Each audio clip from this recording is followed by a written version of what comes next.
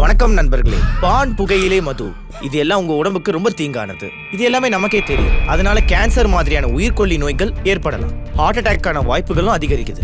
ஆனா இன்னைக்கு நம்மளோட நவீன இந்தியால நாம நம்ம உணவுக்கு சுவை கூட்டணும்னு நினைச்சா அதுவும் நம்ம உடலுக்கு தீங்கு விளைவிக்க ரொம்பவே வாய்ப்பு இருக்கு. ஏப்ரல் 5, 2024 ஹாங்காங்ல இருக்கிற ஃபுட் சேஃப்டி சென்டர் சார்பில் முதல் நோட்டீஸ் வந்துச்சு. அவங்க MDHோட 3 மசாலா பேரை சொன்னாங்க. அது மெட்ராஸ் கறி பவுடர், அப்புறம் சாம்பார் மசாலா. இதை தவிர ஒரு எவரெஸ்டோட பவுடர், ஃபிஷ் கறி மசாலா. இதுல எல்லாத்துலயுமே எத்திலைன் ஆக்சைடுங்கிற கெமிக்கல் ரொம்ப அதிகமா இருக்கு. இந்த கெமிக்கலுக்கும் கேன்சருக்கும் டைரக்ட் லிங்க் இருக்குங்க. பல நாடுகள்ல இதை பயன்படுத்துறத முழுசா தடை பண்ணியிருக்காங்க.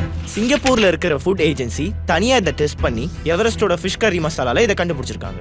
மே 4, 2024 நான் இந்த வீடியோவை பண்ணும்போது சிங்கப்பூர், ஹாங்காங், மால்தீவ்ஸ் மாதிரியான நாடுகள் இந்த மசாலாக்களை டோட்டலா பேன் பண்ணிட்டாங்க. ஆஸ்திரேலியா, நியூசிலாந்து மற்றும் நேபாளோட ஃபுட் ஏஜென்சிஸ் தனியா அதை டெஸ்ட் பண்றாங்க. அப்புறம் அங்கேயும் ஃபுல்லா பேன் பண்றாங்க. ஆனா இதோட இந்த கதை முடியலங்க. இன்னும் கொஞ்சம் ஆழமா விசாரிச்சா நமக்கு ஒன்று புரிய வருது. கடந்த 4 வருஷங்கள்ல யூரோப்பியன் யூனியனோட ஃபுட் சேஃப்டி அத்தாரிட்டிஸ் 500க்கும் அதிகமான இந்தியன் ப்ராடக்ட்ஸை முழுசா பேன் பண்ணிட்டாங்க, இல்லைனா ரீகால் பண்ணிட்டாங்க. 527 இந்தியன் பொருட்கள்ல எத்திலீன் ஆக்சைடு இருக்கிறதா சொல்லியிருக்காங்க. இதுல வெறும் மசாலா மட்டும் கிடையாதுங்க, எல்லா பொருட்களும் அடங்கும். Nuts, seeds, herbs, spices, cereal, pulses, flavours, ice cream thickness, இந்த மாதிரி பல பொருட்கள் அடங்கும். அது மட்டும் கிடையாதுங்க, கடந்த 6 மாசங்கள்ல MDH எவ்வளவு மசாலாக்களை அமெரிக்காவுக்கு அனுப்புனாங்களோ அதுல 31% US கஸ்டம் அத்தாரிட்டிஸ் அதை திருப்பி அனுப்பிட்டாங்க. அதுல சால்மோன் எல்லாம் இருக்கிறதா சொல்லியிருக்காங்க. இது ஒரு பாக்டீரியாங்க. இதனால ஃபுட் பாய்சனிங் ஏற்படும். டயரியா, ஃபீவர், வாமிட்டிங், அப்புறம் சிவியர் கேசஸ்ல உங்க நர்வ் சிஸ்டமே பாதிக்கப்படும்.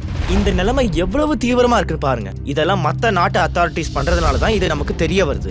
ஏன் அப்படி சொல்றேன்னா, நம்ம நாட்டு டிவி சேனல்கள்ல இதெல்லாம் காட்டுறது இல்ல. அது மட்டும் இல்லாம அரசு தரப்புல இருந்து எந்த ஒரு தகவலும் வரது இல்ல. ஆனா எச்சரிக்கை விடுறதெல்லாம் விடுங்க.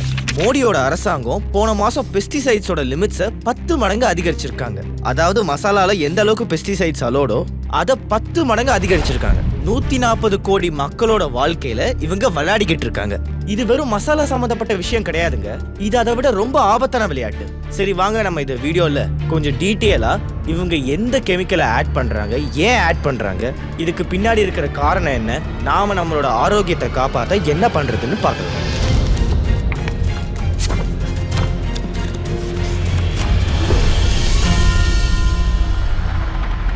வீடியோவை ஆரம்பிக்கிறதுக்கு முன்னாடி ஒரு விஷயத்த நான் கிளியர் பண்ணிக்கிறேங்க. அதாவது சிலர் சொல்றீங்க, ஏன் இதுல கவர்மெண்ட்டை இழுக்கிறீங்க, எங்க ஐயாவுக்கும் இதுக்கும் என்ன சம்பந்தம் அப்படிலாம் கேக்குறீங்க. இங்க பாருங்க, எனக்கு எந்த உள்நோக்கமும் கிடையாது. இது எல்லாம் அரசாங்கத்தோட பொறுப்பு. எவரெஸ்ட் கம்பெனி கிட்ட அவங்க மசாலா ஏன் இந்த தரத்துல இருக்குன்னு கேட்டப்ப அவங்க சொன்ன பதில் என்ன, எங்களுக்கு தேவையான necessary and clearance approval spice board of India கொடுத்துருக்குன்னாங்க.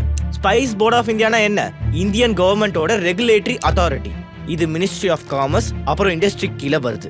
அதை தவிர நம்மளோட சாப்பாட்டுல கேன்சர்ஸ் கெமிக்கல்ஸ் இருக்காங்கிறத ஆராய்ச்சி பண்ண வேண்டியது FSSAIயோட பொறுப்பு. Food safety and standards authority of India. இது ministry of health and family வெல்ஃபேருக்கு கீழே வருது. இதெல்லாம் நம்ம நாட்டுக்கு மட்டும் கிடையாதுங்க. எல்லா நாடுகளையும் ஃபுட் அத்தாரிட்டிஸ் அவங்க கவர்மெண்ட்டுக்கு கீழே தான் வருது. அந்த எல்லா நாடுகளும் அவங்க நாட்டு மக்களோட ஆரோக்கியத்தை பத்தி கவலைப்படுறாங்க. குறைஞ்சபட்சம் அவங்க மசாலாக்கள் ஆபத்தானது அதெல்லாம் வேணான்னு சொல்றாங்க. நம்ம கவர்மெண்டோட வாயில இருந்து அந்த மாதிரி எந்த வார்த்தையும் வரலங்க. FSSAI ஒரே ஒரு ரெஸ்பான்ஸ் தான் பண்ணாங்க. அதாவது இந்த மசாலாக்களை டெஸ்ட் பண்ண எங்களுக்கு 20 நாட்கள் வேணும், அதுக்கப்புறம் இது தீங்கானதா இல்லையான்னு சொல்றோம்னாங்க.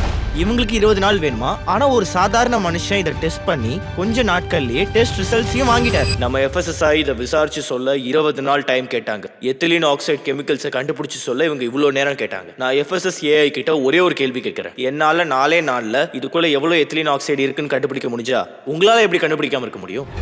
இந்த ரிப்போர்ட்டை பாருங்க. ஒரு ட்விட்டர் யூசர் அவரா முடிவு பண்ணி எவரெஸ்டோட கறி மசாலாவை டெஸ்டிங் பண்றதுக்காக அனுப்புறாரு. அவர் அதை food hygiene and health laboratory கிட்ட அனுப்புறாரு. 23 ஏப்ரல் அன்னைக்கு அவர் 50 கிராம் மசாலா சாம்பிளை அனுப்புனாரு. அவருக்கு ஏப்ரல் முடியறதுக்குள்ளேயே ரிப்போர்ட் வந்துருச்சு. இப்போ அந்த மசாலால என்ன இருக்குன்னு பார்க்கலாம். இதுல ethylene oxide 7.57 milligram per kilogram அப்படிங்கிற கான்சென்ட்ரேஷன்ல உள்ள இருக்கு.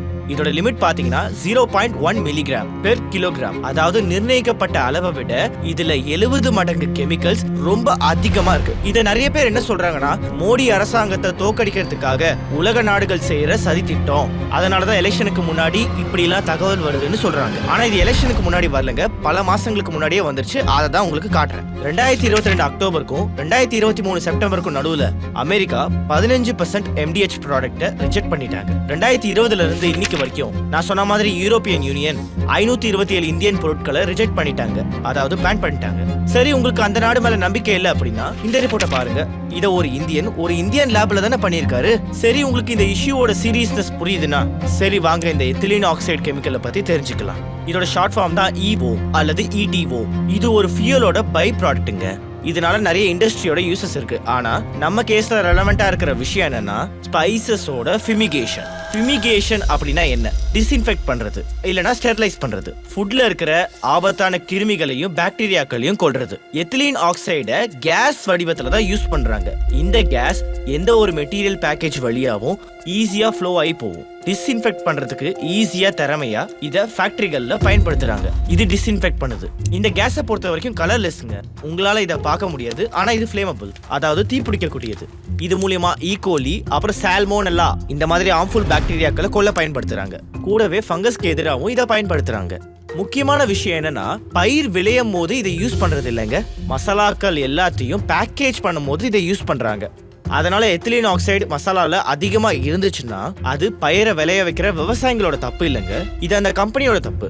ஏன்னா அவங்க தான் போஸ்ட் ஹார்வெஸ்ட் ட்ரீட்மெண்ட் மூலமா பேக்கேஜ் பண்றதுக்கு முன்னாடி எத்திலீன் ஆக்சைடை பயன்படுத்துறாங்க. அதை ஸ்டோரேஜ் பண்ணும் போது ப்ராப்ளம் வருது. இந்த ஸ்கிரீன்ல ஒரு சிம்பிள் ஃப்ளோ சார்ட் பாக்குறீங்கல்ல, இதுதான் எத்திலீன் ஆக்சைடோட ஸ்டெரிலைசேஷன் ப்ராசஸ்.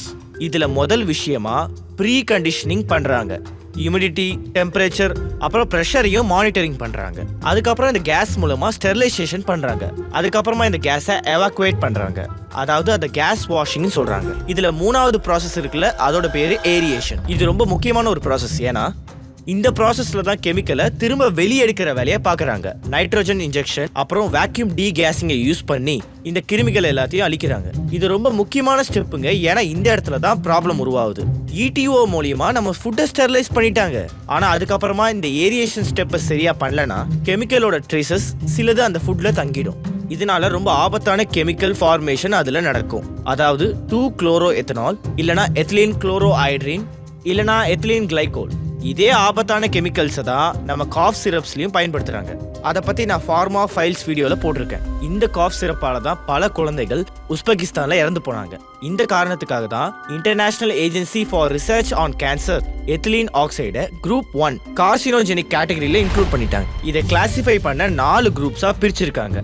இதுல குரூப் 1ல இருக்கிற பொருட்களால கண்டிப்பா கேன்சர் வரும். அப்புறம் குரூப் 2ல இருக்கிற பொருட்களால ப்ராபபிலி கேன்சர் வரதுக்கு வாய்ப்பு இருக்கு. குரூப் 2Bல இருக்கிற பொருட்களால கேன்சர் மனுஷங்களுக்கு வர பாசிபிள் இருக்கு. அப்புறம் குரூப் 3ல வர பொருட்கள் நான் கிளாசிஃபையபிள். அதாவது குரூப் 1ல இருக்கிற பொருட்கள் உண்மையிலேயே ரொம்ப ஆபத்தானது. அப்படி குரூப் 1ல வரக்கூடிய லிஸ்ட் ஆஃப் கெமிக்கல்ஸை பாருங்க. இதுல ஏகப்பட்ட பொருட்கள் வருங்க. இதுல நிலக்கரி, புகையில, அலுமினியம் உற்பத்தி, டீசல் இன்ஜின்ல இருக்கிற எக்ஸாஸ்ட், இதோ இந்த என்ட்ரியில இருக்கு பாருங்க, இதான் எத்திலீன் ஆக்சைடு. இதை பத்தி ஒரு விஷயம் தெளிவா சொல்லியிருக்காங்க. அதாவது லோ லெவல்ல இருக்கிற எத்திலீன் ஆக்சைடு கூட lymphoid cancer and breast கேன்சரோட risk அதிகப்படுத்தலாம். நீங்க இந்த கேஸை இன்னேல் பண்ணா இந்த செல்லுலர் மெட்டீரியல் மூலமா உங்களுக்கு பெர்மனன்ட் மியூட்டேஷன் ஏற்படலாம். இதுல உங்க அடுத்த தலைமுறை கூட பாதிக்கப்படும். அதனால தான் யூரோப்பியன் யூனியன் எத்திலீன் ஆக்சைடு விஷயத்துல 0 டாலரன்ஸ் பாலிசியை யூஸ் பண்றாங்க. இவங்க யூரோப்பியன் யூனியன்ல இருக்கிற எல்லா நாடுகளையும் எத்திலீன் ஆக்சைடை பேன் பண்ணிட்டாங்க. அது மட்டும் இல்ல, இம்போர்ட்டட் பொருட்கள்ல கூட எத்திலீன் ஆக்சைடை பேன் பண்ணிட்டாங்க. இந்த பாலிசில ஒரு சின்ன மாற்றத்தை கொண்டு வந்தாங்க. அதாவது 2003ல இம்போர்ட்டட் ஃபுட் ப்ராடக்ட்ஸ்ல மைக்ரோபியல் கண்டாமினேஷன் ரிஸ்க் அதிகம்னு புரிஞ்சுக்கிறாங்க. அதனால ஒரு சின்ன காரணத்துக்காக சரி எத்திலீன் ஃபுட்ஸ்ல நாம ஒரு சின்ன பர்சன்டேஜ் எத்திலீன் ஆக்சைடை அலோ பண்றோம்னு சொன்னாங்க. அவங்க ஒரு மேக்ஸிமம் ரெசிடியல் லிமிட் டிஃபைன் பண்ணியிருக்காங்க. அதாவது 0.2 மில்லிகிராம் பெர் கிலோகிராம். இந்த லிமிட்குள்ள ETO இருந்தா ஓகே, அதுக்கு மேல போனா அலோட் கிடையாதுன்னு சொன்னாங்க. ஆனா இந்த லிமிட்டையும் 2022ல யூரோப்பியன் கமிஷன் அதை இன்னும் கூட கம்மி பண்ணிட்டாங்க. அதாவது 0.2 மில்லிகிராம் இருக்கக்கூடாது, 0.1 மில்லிகிராம் பெர் கிலோகிராம் தான் இருக்கணும்னு சொன்னாங்க. இன்னைக்கு யூரோப்ல ETOவை இந்த அளவுக்கு தான் ஏத்துக்கிறாங்க. அதுவும் இம்போர்ட்டட் ஃபுட்ல மட்டும் தான். அதுல யூரோப்புக்கு உள்ள தயாரிக்கிற ஃபுட் ப்ராடக்ட்ஸ்ல அதுல ETOவை கம்ப்ளீட்டா பேன் பண்ணிட்டாங்க. அப்புறம் ஏப்ரல் 2023ல இவங்க ETOவோட கிளாசிபிகேஷனே மாத்திட்டாங்க. இதை நாங்க ஃபெமிகன்ட்னு சொல்ல மாட்டோம், இதை நாங்க பெஸ்டிசைட் ரெசிடியூன்னு தான் சொல்லுவோம்னு சொன்னாங்க. டெஃபினிஷன் மாத்த காரணமே ஒவ்வொரு யூரோப்பியன் கண்ட்ரியும் ETO விஷயத்துல அவங்க ஃபுட் சாம்பிள்ஸை டெஸ்ட் பண்ணியே ஆகணும்னு சொன்னாங்க. இப்போ நம்ம சிங்கப்பூர் எடுத்துக்கிட்டோம்னா அங்க எத்திலீன் ஆக்சைடை கொஞ்சம் அதிகமாவே அலோ பண்றாங்க, 50 மில்லிகிராம் பெர் கிலோகிராம். சிங்கப்பூர்ல ஃபியூமிகேஷன் ப்ராசஸ்ல ETO யூஸ் பண்றது அலோடு. ஆனா அதுக்கும் ஒரு லிமிட் வச்சிருக்காங்க. அது யூரோப் லிமிட்டை விட 500 மடங்கு அதிகம். அப்படி இருந்தும் இவங்க இந்த எவரெஸ்ட் ஃபிஷ் மசாலா கறி டெஸ்ட் பண்றப்ப அவங்க லிமிட்டை விட இது அதிகமா இருக்குங்கிறத கண்டுபிடிச்சாங்க. ஹாங்காங்கை பொறுத்த வரைக்கும் இந்த விஷயத்துல ஹாங்காங்கோட ரெகுலேஷன் சிங்கப்பூரை விட ரொம்ப ஸ்ட்ராங். இவங்க இந்த ETOவை ஒரு பெஸ்டிசைடா தான் பாக்குறாங்க. அது மட்டும் இல்ல, அவங்க நாட்டுல இத ஃபெமிகேஷன் முறையில யூஸ் பண்ணவும் அலோட் கிடையாதுங்க. இத ஒரு பெஸ்டிசைடாவும் அவங்க அலோ பண்ணலங்க. ஹாங்காங்ல ஃபுட் குவாலிட்டியில ஏதாவது வயலேஷன் நடந்தா $50,000 உங்களுக்கு ஃபைன் போடுவாங்க, 6 மாசம் ஜெயிலையும் தள்ளுவாங்க. இதெல்லாம் கேட்டு நீங்க டென்ஷன் ஆகி, அட கடவுளே, நம்ம சாப்பிட்ற பொருட்கள்ல ரொம்ப ஆபத்தான கெமிக்கல்ஸ் எல்லாம் கலக்குறாங்க அப்படின்னு நினைச்சு கவலைப்படாதீங்க. ஏன்னா ChatGPT மாதிரியான AI டூல்ஸ் உங்களுக்கு நிறைய ஹெல்ப் பண்ணும். நீங்க சாப்பிட்ற பொருளோட இன்கிரீடியன்ஸ் லிஸ்ட் எடுத்து பாருங்க. அதுல உங்களுக்கு எந்த இன்கிரீடியன்ட்டை பத்தி சந்தேகம் இருந்தாலும் நீங்க ChatGPT கிட்ட கேட்கலாம். ஃபார் எக்ஸாம்பிள், பொட்டாசியம் புரோமேட், இதை நிறைய பிரெட்ல யூஸ் பண்றாங்க. இதை நேரா கேளுங்க. இந்த பொட்டாசியம் புரோமேட் பேட் ஃபார் ஹெல்த்தா, it is banned in any country, இதெல்லாம் கேளுங்க. உங்களுக்கு கிளியரா பதில் கிடைச்சிரும். யூரோப்பியன் கண்ட்ரில இது பேன் பண்ணிருக்காங்க, ஆனா அமெரிக்கால இதெல்லாம் அலோடு, ஹெல்த்துக்கு ஆபத்தானதுன்னு சொல்றாங்க. ஒவ்வொரு இன்கிரீடியண்டா கேட்க கஷ்டமா இருக்கா? மொத்த இன்கிரீடியன்ஸையும் நீங்க போட்டோ எடுத்து போட்டுடலாம். போட்டுட்டு நீங்க ChatGPT கிட்ட இதுல இவ்ளோ இன்கிரீடியன்ஸ் இருக்குது, இதுல எது என் உடம்புக்கு தீங்கானதுன்னு கேளுங்க. அப்படி கேட்டா உங்களுக்கு இந்த ஸ்கிரீன்ல தெரியற அழகான பிரேக் டவுன் கிடைச்சிரும். ChatGPT நம்ம டெய்லி லைஃப்ல ரொம்பவே யூஸ்ஃபுல்லான AI. நார்மலா இந்த ஃபுட் பொருட்களை நீங்க கூகுள்ல சர்ச் பண்ணா உங்களுக்கு இந்த ஆன்சரை கண்டுபிடிக்க பல மணி நேரம் ஆகும். அதனால தான் த்ரூ ராட்டி அகாடமில மொத்தமா 5 hours மாஸ்டர் ChatGPTயோட கோர்ஸை கண்டக்ட் பண்ணுங்க. நீங்க உங்க படிப்புல, உங்க வேலையில, உங்க டெய்லி லைஃப்ல முன்ன விட 10 மடங்கு உங்களால வேகமா செயல்பட முடியும். இந்த கோர்ஸ்ல உங்களுக்கு அப்டேட்ஸும் கொடுத்துக்கிட்டு இருக்கேன். முதல் அப்டேட் ஜூன் 2024 வரும். நீங்க இன்னும் ஜாயின் பண்ணலனா கீழே டிஸ்கிரிப்ஷன்ல பாருங்க, லிங்க் கொடுத்துருக்கேன், போய் ஜாயின் பண்ணுங்க. இல்லனா நீங்க இந்த QR கோடை கூட ஸ்கேன் பண்ணலாம். கூப்பன் கோட் FOOD40 நீங்க யூஸ் பண்ணுங்க, உங்களுக்கு 40% ஆஃப் கிடைக்கும். இன்னொரு விஷயமும் சொல்றேங்க, யாரெல்லாம் ChatGPTயோட சப்ஸ்கிரிப்ஷன் வாங்குறது கஷ்டம்னு நினைக்கிறீங்களோ அவங்க இந்த ஜினி AI யூஸ் பண்ணுங்க. ChatGPTல இருக்கிற அதே ஃபீச்சர்ஸும் பெர்ஃபார்மன்ஸஸும் இருக்குது. அது மட்டும் இல்லாம இது ChatGPTயோட பாதி விலைக்கு கிடைக்கும். இதுல டைரக்டாவே போட்டோ சாட், வீடியோ சாட்லாம் அவைலபிளா இருக்கு. உங்களோட இன்கிரீடியன்ட் லிஸ்ட்டை எடுத்து இதுல டைரக்டாவே கேட்கலாம்.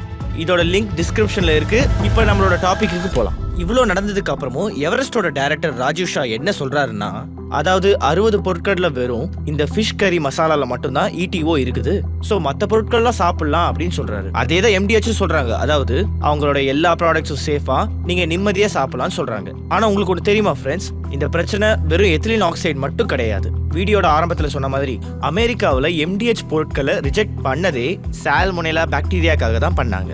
இதுல விசித்திரமான விஷயம் என்னன்னா, நான் சொன்ன மாதிரி ETOவை யூஸ் பண்றது சால்மோனெல்லா மாதிரியான பாக்டீரியாஸை அழிக்க தான். இங்க சில மசாலாக்கள்ல ETO அதிகமா இருக்கு, சில மசாலாக்கள்ல சால்மோனெல்லா அதிகமா இருக்கு. US ஓட FDA அத்தாரிட்டி அக்டோபர் 2022 இருந்து செப்டம்பர் 23க்குள்ள அமெரிக்காவில் யூஸ் பண்ண MDH மசாலால 15% சால்மோனெல்லா இஷ்யூனால ரிஜெக்ட் பண்ணாங்க.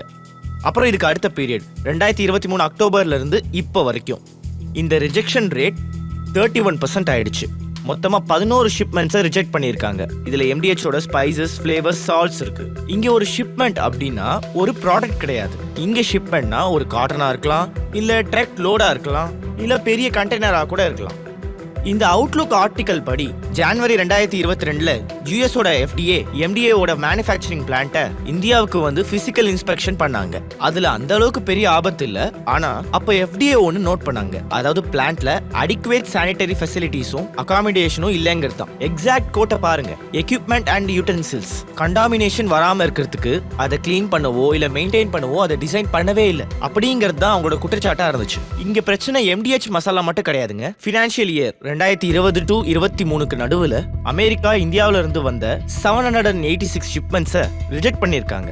அதாவது டோட்டலா 3925 ஹியூமன் எக்ஸ்போர்ட் ஃபுட் ஷிப்மெண்ட் இந்தியாவில இருந்து யூஎஸ்க்கு அனுப்பப்பட்டிருக்கு. அதுல 20% சால்மோனெல்லா இஷ்யூல ரிஜெக்ட் பண்ணப்பட்டிருக்கு. இதுல வெறும் மசாலா மட்டும் இல்லைங்க, vitamins, minerals, proteins, bakery products, sea food products எல்லாமே இருக்கு. இந்த ஆர்டிகளோட ஹெட்லைன் என்னன்னு பாருங்க, அதாவது சைனால இருந்து வர பொருட்களை கம்பேர் பண்ணா இந்தியால இருந்து வர பொருட்கள் திருப்பி அனுப்பப்பட 7 மடங்கு வாய்ப்புகள் அதிகமா. நம்ம நாட்டோட ஸ்டாண்டர்ட் இவ்வளவு கீழே போயிடுச்சுங்க. இப்ப பிரச்சனை வெறும் எத்திலீன் ஆக்சைடு அண்ட் சால்மோனெல்லால மட்டும் கிடையாதுங்க. போன வருஷத்தோட இந்த நியூஸை பாருங்க. 24 நவம்பர் 2023 யூரோப்பியன் கமிஷன் இந்தியாவில இருந்து வர மஞ்சள் விஷயத்துல அலாம் அடிச்சிருக்காங்க. இதுல ரொம்ப ஆபத்தான உயிர்கொல்லி பெஸ்டிசைட் அப்புறம் குளோர் பைரிஃபோஸ் இருக்கிறதா சொல்றாங்க. இந்த பெஸ்டிசைடை பல நாடுகள்ல பேன் பண்ணிருக்காங்க. ஏன்னா இது குழந்தைங்களோட மூளை வளர்ச்சியே பாதிக்குதான். அதனாலதான் சொல்றேன், இது வெறும் மசாலா பிரச்சனையா பார்க்காதீங்க. ஏன்னா இந்த மாதிரியான பிரச்சனைகள் பல வருஷங்களா நடந்துகிட்டு இருக்கு. யூரோப்ல முதல் எச்சரிக்கை மணி 2020ல பெல்ஜியம் நாட்டுல இருந்து ஒழிச்சுதுங்க. அதாவது இந்தியால இருந்து அனுப்பப்பட்ட செசமி சீட்ஸ் அதுல எத்திலீன் ஆக்சைடு இருந்ததா சொல்றாங்க. அதுக்கப்புறமா இத பல பொருட்கள்ல கண்டுபிடிச்சிருக்காங்க. Serials, chocolates, biscuits, breads, crackers, spices. அது மட்டும் இல்லைங்க, ஆடு மாடுகளுக்கு கொடுக்கிற கால்நடை உணவுல கூட இது இருக்குதுங்க.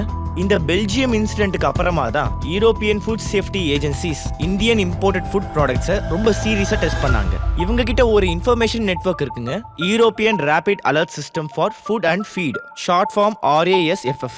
இவங்களோட டேட்டாவை பாத்தீங்கன்னா இது பப்ளிக்லி அவைலபிள். இதை நீங்களே இவங்க வெப்சைட்ல போய் செக் பண்ணி பார்க்கலாம். மார்ச் 2019 இருந்து மார்ச் 2024 வரைக்கும் இந்தியன் இம்போர்ட்டட் பொருட்களுக்கு 985 RASFF கிட்ட இருந்து நோட்டிபிகேஷன் வந்திருக்கு. இதெல்லாம் சீரியஸ் கேட்டகரியில போட்டிருக்காங்க. இது ஒன்றும் நெக்ஸஸ் கிடையாதுங்க.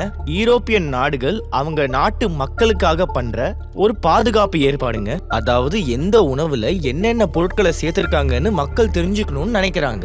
இந்த வெப்சைட்டோட லிங்கை நான் கீழே டிஸ்கிரிப்ஷன்ல கொடுக்குறேங்க, நீங்க போய் பாருங்க. இப்போ இதோட சில எக்ஸாம்பிள்ஸையும் பார்க்கலாம். மே 2022, ஏப்ரல் 2022 நோட்டிபிகேஷன்ஸ். கியூமின் மற்றும் ஃபெனியூக்ரீக்ல குளோர்பைரிஃபோஸ் பெஸ்டிசைடு இருந்திருக்குங்க. ஃபின்லாண்ட்ல பார்டர்லயே இதை ரிஜெக்ட் பண்ணிட்டாங்க. நெதர்லாண்ட்ஸ்ல இதுக்கான அலர்ட் வந்துருச்சு. ரெண்டையுமே சீரியஸ் கிளாசிபிகேஷன்ல போட்டுட்டாங்க. நீங்க இவங்களோட வெப்சைட்டோட சர்ச் சிஸ்டமை யூஸ் பண்ணி எல்லா பொருட்களை பத்தியும் பார்க்கலாம். இங்க பாருங்க, ஆஃப்லாடாக்சின்ஸ் பீனட் பட்டர்ல, கடலையில, இந்தியால இருந்து வர அரிசியில கூட இருந்திருக்கு. சால்மோனெல்லாவை பொறுத்த வரைக்கும் செசமி சீட்ஸ், ஆனியன் பவுடர், பீட்டில் லீவ்ஸ்ல கூட இதுல எழுதியிருக்கு. மெர்க்குரி மற்றும் லெட் மாதிரியான ஆபத்தான கெமிக்கல்ஸ் இந்தியால இருந்து வர ஆயுர்வேதிக் ப்ராடக்ட்ஸ்னு எழுதியிருக்கு. நீங்க ஒவ்வொரு நோட்டிபிகேஷனுக்கும் போய் டீடைலா ஸ்க்ரோல் பண்ணி பார்க்க முடியுங்க. அதுல எக்ஸாக்ட்லி மெர்க்குரி, லெட் எவ்வளவு இருந்துச்சுன்னு தெரியும். இந்த ப்ராடக்ட்ஸ்ல தேங்க்ஃபுல்லி நம்ம நாட்டில் ஜுடிஷரி இருக்கு. அது இப்போ வரைக்கும் இண்டிபெண்டா தான் வேலை பார்த்துட்டு இருக்கு. அவங்க சமீபத்தில் சில ப்ராடக்ட்ஸை ரொம்ப கடுமையாக சாடி இருந்தாங்க. ஏன்னா நீங்க உங்க விருப்பப்படி விளம்பரம் பண்ணுங்கன்னு நம்மளோட ஹெல்த் மினிஸ்ட்ரியும் அப்புறம் FSSAIயும் அதை சுத்தமா கண்டுக்காம விட்டுருந்தாங்க. உங்களுக்கு ஞாபகம் இருக்கா, 2015 நம்ம நாடு MSJ இருந்துச்சுன்னு சொல்லி மேகியை பேன் பண்ணாங்க. ஆனா கொஞ்ச நாளைக்கு அப்புறமா நாடு முழுக்க பதாஞ்சலி நூடுல்ஸை இன்ட்ரடியூஸ் பண்ணாங்க. ரொம்ப பிரம்மாண்டமா பண்ணாங்க. ஆனா இப்போ உலகம் முழுக்க நம்ம நாட்டோட இவ்வளோ ப்ராடக்ட்ஸை பேன் பண்ணிட்டு இருக்கும் போது நம்ம அரசாங்கம் எதையுமே பேச மாட்டேங்குது. இங்க பாருங்க, எவ்வளவு கெமிக்கல்ஸ், எவ்வளவு அதிகமான பெஸ்டிசைட்ஸ். இந்த பிரச்சனைகள்லாம் விஸ்வரூபம் எடுத்தும் இந்த FSSAI ஆளுங்க சின்ன ஒரு எச்சரிக்கை கூட விடாம இருக்காங்க. உண்மையிலேயே நம்ம நாட்டோட நிலைமை ரொம்ப ரொம்ப ஆபத்தான நிலைமையில இருக்கு. பெஸ்டிசைட் ஆக்ஷன் நெட்வொர்க் இந்தியா மூலமா ஒரு ஸ்டடி கண்டக்ட் பண்ணாங்க.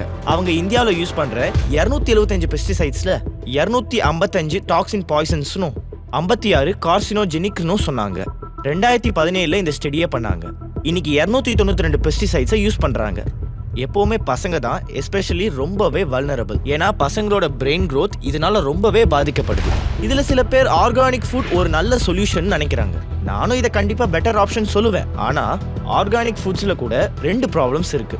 முதல் கேள்வி, எவ்வளோ பேரால அதை அஃபோர்ட் பண்ண முடியுங்கிறது. ரெண்டாவது ப்ராப்ளம், இந்தியாவில் இருக்கிற ஆர்கானிக் ஃபுட் அதுலயும் கொஞ்சம் ரிஸ்க் இருக்குங்கிறது தான் அமெரிக்காவும் யூரோப்பும் சொல்றாங்க. ஜனவரி 11, 2021 US டிபார்ட்மெண்ட் ஆஃப் அக்ரிகல்ச்சர் இந்தியாவோட agriculture and process food process export development அத்தாரிட்டியோட இருந்த அவங்களோட அக்ரிமெண்ட்டை முழுசா முடிச்சுக்கிட்டாங்க. ஏன்னா இந்த அக்ரிமெண்டால இந்தியாவில் தயாரிக்கிற ஆர்கானிக் ஃபுட்டுக்கு USDAவோட ஆர்கானிக் சர்டிபிகேட்டை கொடுக்க முடியும். ஆனா இந்தியாவோட ஆர்கானிக் கண்ட்ரோல் சிஸ்டம் இன்சஃபிஷியன்ட் சொல்லி அமெரிக்கா இந்த அக்ரிமெண்ட்டை பின்வாங்கிடுச்சு. அதாவது அந்த ஸ்டாண்டர்டை மீட் பண்றது இல்ல. அதனால நம்ம ஆர்கானிக்கான அந்த லேபிளை அவங்க யூஸ் பண்றதுனால நம்ம லேபிளுக்கான ரெப்புடேஷன் கீழே போயிடுதுன்னு சொல்றாங்க. யூரோப்ல மார்ச் 2024 வெளியான சயின்டிபிக் ரிப்போர்ட்டை பாருங்க. இதை யூரோப்பியன் யூனியனோட EFSA பப்ளிஷ் பண்ணாங்க. இதுல என்ன எழுதிருக்காங்கன்னா, இந்தியால இருந்து வரக்கூடிய ஆர்கானிக் ட்ரை பீன்ஸ், ரைஸ் மற்றும் கியூமின் சீட்ஸ் மாதிரியான பொருட்கள்ல குளோர்பைரிஃபோஸ் பெஸ்டிசைட்ஸ் இருக்குதான். அதனால நீங்க ஆர்கானிக் ஃபுட் சாப்பிட்டா கூட அதுல பெஸ்டிசைடே இல்லைன்னு எந்த கேரண்டியும் சொல்ல முடியாது. இருந்தாலும் நான் சொல்றேன், உங்களால அஃபோர்ட் பண்ண முடிஞ்சா அது ஒரு பெட்டர் சாய்ஸ் தான். இப்ப இவ்வளவு நடந்ததுக்கு அப்புறமும் மோடி அரசாங்கம் கேவலமான ஒரு விஷயத்த பண்ணாங்க. அதான் இது. ஏப்ரல் 2024 FSSAI சார்பில் ஒரு நோட்டிஃபிகேஷன் வருது. அதில் பார்த்தீங்கன்னா பெஸ்டிசைடோட MRL, அதாவது மேக்ஸிமம் ரெசிடுவல் லிமிட் அதிகப்படுத்துறாங்களாம். வெறும் 1-2% இல்லைங்க, 10 மடங்கு அதிகப்படுத்துறாங்க. பெஸ்டிசைட் லிமிட்டை 10 மடங்கு அதிகப்படுத்திட்டாங்க. முன்னாடிலாம் உணவுகளில் 0.01 மில்லிகிராம் பெர் கிலோகிராம் அக்செப்ட் பண்ணாங்க. இப்போ இவங்க 0.1 மில்லிகிராம் பெர் கிலோகிராம் அக்செப்டட் சொல்றாங்க. FSSAI இந்த நோட்டிஃபிகேஷன்ல இந்த ஃபிகர் ப்ராப்பர் ஃபீல்ட் ட்ரையலுக்கு அப்புறம் தான் செட் பண்ணிருக்கோம்னு சொல்றாங்க. ஆனா pesticide action network of India இந்த மேண்டேட்டை அப்டேட் பண்ணிருக்காங்க. இவங்க அதுல CIBRC பெஸ்டிசைட் விஷயத்துல எந்த ஃபீல்ட் ட்ரையல்ஸும் பண்ணலன்னு சொல்றாங்க. இருக்கிற டேட்டாஸ் எல்லாமே மேனுஃபேக்சரிங் கம்பெனி ப்ரொவைட்ஸ் பண்றது தான். CIBRCயை பொறுத்த வரைக்கும் அந்த டேட்டாவை அடிப்படையில் அதை அப்ரூவ் பண்ண மட்டும்தான் செய்றாங்க. மக்கள் இதை கேள்விப்பட்டு சோஷியல் மீடியால பெருசா பிரச்சனை பண்ண ஆரம்பிச்சதும் FSSAI அவங்கள டிஃபெண்ட் பண்றதுக்காக உடனே குரல் கொடுக்க ஆரம்பிச்சாங்க. அதாவது இதெல்லாம் பொய் தகவல், எங்க பேரை கெடுக்க முயற்சி பண்றாங்கன்னு சொன்னாங்க. இந்த நியூஸ் ஆர்டிக்கலை பாருங்க. FSSAI நாங்க 10 மடங்கு லிமிட்டை அதிகப்படுத்திட்டோம் அப்படிங்கறதுலாம் பொய் தகவல், இந்தியாவோடது ரொம்ப ஸ்ட்ரிக்டான ஸ்டாண்டர்டுன்னு சொல்றாங்க. சரி, அப்படி என்னதான் பொய் செய்தி பரவுதுன்னு பார்க்கலாமா? இவங்க டிஃபென்ஸ் எதுன்னு பார்க்கலாமாங்க. இவங்க நாங்க லிமிட்டை அதிகப்படுத்திட்டோம், 10 மடங்கு லிமிட்டை அதிகப்படுத்திட்டோம், ஆனா அது CIBRCல ரெஜிஸ்டர் பண்ணாத பெஸ்டிசைட்ஸ்க்கு தான் அப்படின்னு சொல்றாங்க. CIBRC அப்படிங்கிறது central insecticides board and register committee. அவங்க என்ன சொல்றாங்கன்னா, நாங்க சில பெஸ்டிசைட்ஸ் லிமிட்ஸ் அதிகப்படுத்திருக்கோம். கேள்வி என்னன்னா, ஏன் அதிகப்படுத்தணும்? ஆகஸ்ட் 2022ல அவங்க வெப்சைட்லயே வந்த ஆர்டரை பாருங்க. 3வது பாயிண்ட்ல வந்த செகண்ட் செஷனை பாருங்க. CIBRCல ரெஜிஸ்டர் பண்ணாத பெஸ்டிசைட்ஸோட டிஃபால்ட் லிமிட்ஸும் 0.01 மில்லிகிராம் பெர் கிலோகிராம் தான். இந்த பெஸ்டிசைட்ஸ்க்கு பழைய ஆர்டர் படி அவங்க கம்மியா தான் வச்சிருக்காங்க. இப்போ இந்த லிமிட்டை அவங்க அதிகப்படுத்திருக்காங்க. ஏன்? FSSAI இதுக்கு இன்னொரு ஸ்டோரி சொல்றாங்க. அதாவது நாங்க இதை ஏன் அதிகப்படுத்தணும், வெளிநாட்டுல இருந்து இம்போர்ட்டட் ஃபுட் இந்தியாவுக்கு வருது, அவங்க நாட்டுல இருக்கிற லிமிட்டை பாத்தீங்கன்னா அது கொஞ்சம் அதிகம், அந்த காரணத்துக்காக தான் நாங்க லிமிட்டை அதிகப்படுத்திருக்கோம்னு சொன்னாங்க. அதாவது பழிய மற்ற கண்ட்ரீஸ் மேல தூக்கி போடுறாங்க. அதாவது வெளிநாட்டுல இருந்து வர உணவுகள்ல பெஸ்டிசைட்ஸ் அதிகமா இருக்கான், அதனால நம்ம ஊர் மக்களுக்கும் பெஸ்டிசைட்ஸை கொடுக்குறாங்க. டெவலப்மெண்ட் கண்ட்ரி பண்ற விஷயத்த நம்ம நாடு அப்படியே ஆப்போசிட்டா பண்ணுது. யூரோப்பியன் யூனியன், ஹாங்காங், சிங்கப்பூர் என்ன பண்றாங்க? அவங்க நாட்டு ரெகுலேஷன்ஸை கம்மி பண்றது இல்ல, அவங்க நாட்டு ரெகுலேஷன்ஸை ஸ்ட்ரிக்டா வச்சிருக்காங்க. இம்போர்ட்டட் ஃபுட்டு கூட அவங்க நாட்டு மக்களுக்கு நல்ல குவாலிட்டியில கிடைக்கணும், அதுல பெஸ்டிசைட்ஸ் இல்லாம கிடைக்கணும்னு நினைக்கிறாங்க. FSSAI வெளிநாட்டுல இருந்து வர பொருட்களை பத்தி இந்த அளவுக்கு கவலைப்பட்டாங்கன்னா, இதுக்கு முன்னாடி அவங்க எத்தனை தடவை வெளிநாட்டுல இருந்து வர உணவுகள்ல பெஸ்டிசைட்ஸ் அதிகமா இருக்குன்னு எப்பயாவது இந்த அரசாங்கம் எச்சரிக்கை பண்ணிருக்காங்களா? நீங்களே சொல்லுங்க. அவங்க கொடுத்த ஏதாவது எச்சரிக்கையை கேட்டிருக்கீங்களா? ஏன் பெஸ்டிசைட்ஸ் கம்பெனி மோடி கவர்மெண்ட்டுக்கு சந்தா கொடுக்குறாங்களா என்ன? இல்லங்க, இதுக்குள்ள இன்னொரு பண விஷயம் ஒளிஞ்சிருக்கு. இங்க பிரச்சனை நாம கன்சியூமர்ஸ் மட்டும் கிடையாதுங்க, விவசாயிகளும் இருக்காங்க. BMC பப்ளிக் ஹெல்த் டேட்டா படி உலகம் முழுக்க 15,000 விவசாயிகள் பெஸ்டிசைட்ஸால இறக்குறாங்க. இதுல கிட்டத்தட்ட 6,500 ஃபார்மர்ஸ் இந்தியர்கள்ங்க. அதாவது உலகம் முழுக்க இறக்குற விவசாயிகள்ல கிட்டத்தட்ட 60% நம்ம நாட்டில் தான் இருக்காங்க. இந்த நம்பர்ஸ் கூட இங்க அண்டர் ரிப்போர்ட்டட் தான்.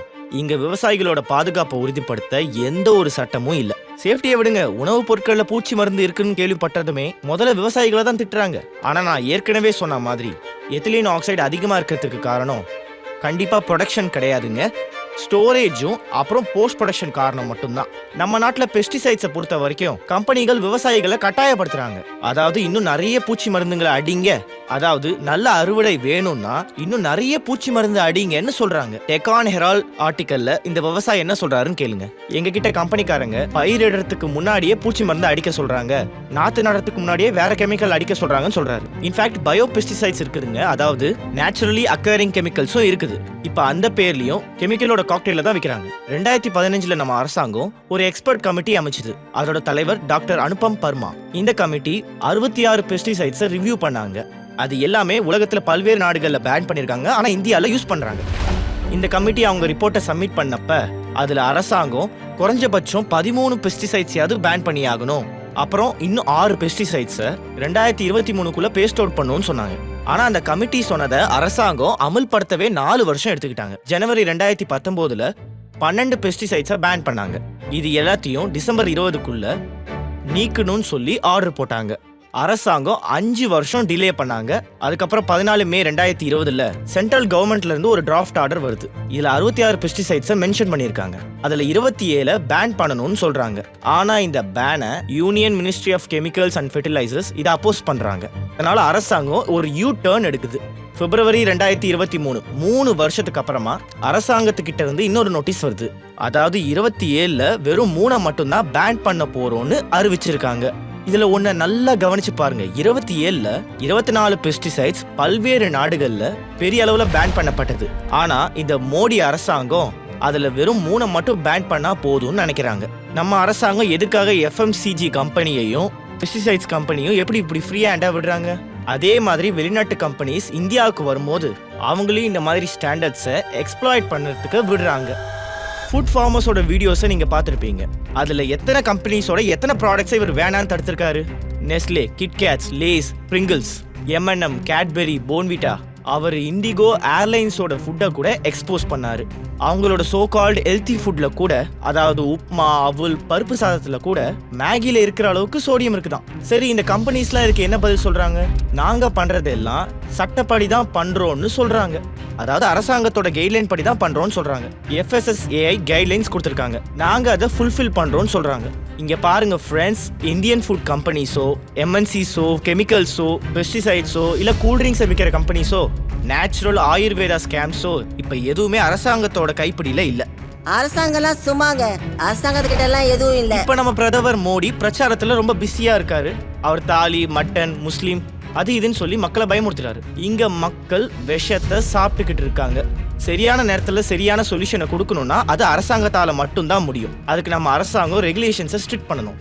அதுக்கு நம்ம அரசாங்கம் முதல்ல நிலையை மாத்திக்கணும். ஒரு இண்டிவிஜுவலா நம்ம சைட்ல இருந்து ட்ரை பண்ணலாங்க. நம்ம ஆர்கானிக் ஃபுட்டை வாங்கி சாப்பிடலாம். இல்ல உங்களுக்கு விவசாயிகளை தெரியும்னா அவங்க கிட்ட நேரடியா போய் வாங்கி சாப்பிடலாம். அதுல நல்ல குவாலிட்டி இருக்கும். அப்புறம் எத்திலீன் ஆக்சைடை பொறுத்த வரைக்கும் ஸ்டோரேஜ்ல தான் ப்ராப்ளம்ஸே வருது. அதனால முடிஞ்ச அளவுக்கு ஃப்ரெஷ்ஷான ஃபுட்டை வாங்கி சாப்பிடுங்க. அப்புறம் ஃபுட்டோட குவாலிட்டி விஷயத்துல டவுட் வந்துச்சுன்னா அப்ப நீங்க உங்க சைட்ல இருந்தே ஃபுட் ஐட்டம்ஸை குவாலிட்டி டெஸ்டிங் பண்ண உங்க சைட்ல இருந்தே பல்வேறு லேப்க்கு அனுப்பலாம். லைக் வீடியோட ஆரம்பத்துல ஒரு எக்ஸாம்பிள் சொன்ன பாத்தீங்களா, ஒரு ட்விட்டர் யூசர் அவராவே எத்திலீன் ஆக்சைடு இருக்குதான்னு ஃபுட்டை அனுப்பி செக் பண்ணாரு பாத்தீங்களா. அப்படி பண்ணலாம். அப்புறம் நம்ம எந்த அளவு ஆர்கானிக் ஃபுட்டை ப்ரொமோட் பண்றோமோ அந்த அளவுக்கு நல்லதுங்க. ஆனா இந்த பயங்கரமான பிரச்சனைக்கு சரியான தீர்வு வரணும்னா அது அரசாங்கம் தான் தரணும். ஆனா இந்த மோடி அரசாங்கம் இதுக்கான சொல்யூஷனை தருமா? எனக்கு என்னமோ சந்தேகமா தான் இருக்கு. ஏன்னா இந்த அரசாங்கம் அவங்க வெறுப்பு அரசியல்ல கொஞ்சம் பிஸியா இருக்காங்க. அரசாங்கம் இப்படி கவனிக்காம இருக்கிறதுனால நம்ம உணவு மட்டும் இப்ப விஷம் ஆகலைங்க, நம்ம மருந்துகள் கூட இப்ப விஷமா மாறிடுச்சுங்க. இதை பத்தி நான் தெளிவா ஃபார்மா ஃபைல்ஸ் வீடியோல போட்டிருக்கேங்க. அதை பத்தி டீட்டெயிலா தெரிஞ்சுக்க கிளிக் பண்ணி பாருங்க. ரொம்ப ரொம்ப நன்றி.